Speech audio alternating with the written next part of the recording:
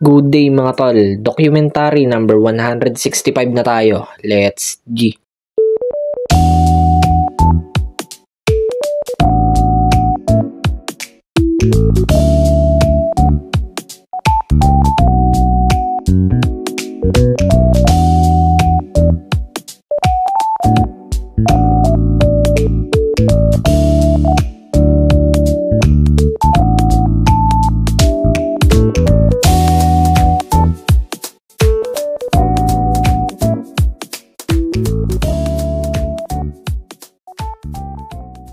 Yan mga tol, dumaan lang kami saglit sa store, mamimili kasi kami.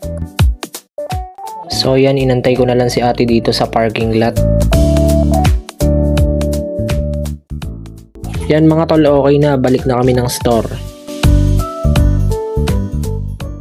Yan, paring chicken ang binili naming ulam ngayon mga tol, kain muna tayo. After namin kumain, eto, binalikan na pala namin yung pinalaundry namin kahapon.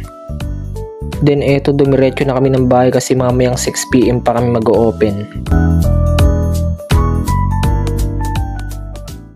Yan mga tol, prepared na si Kuya Beric pabalik ng Australia. Syempre sana makarating na maayos at ligtas si Kuya Beric. So yan, parang ang bigat ng paa ni Kuya Beric na umalis at medyo malungkot yung mukha niya.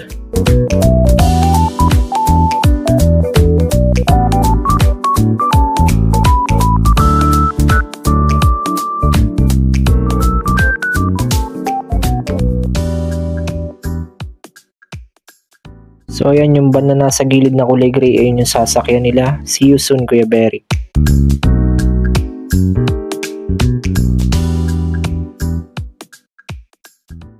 Yan, si Tito Chichi kakarating-rating lang din, di niya naabutan yung pag-alis si Kuya Beric. Kinuha niya lang yung mic kaya siya pumunta rito.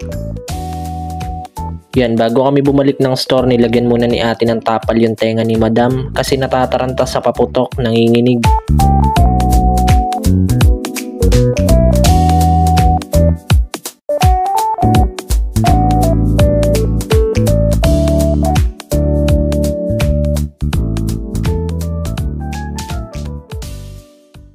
Yan mga tol, kain ulit. Hanggang dito lang yung video mga tol. Maraming salamat palagi at sa itaas. And yung YouTube channel ko, kapag gusto nyo bisitahin, click nyo lang yung link sa baba ng caption. Peace out.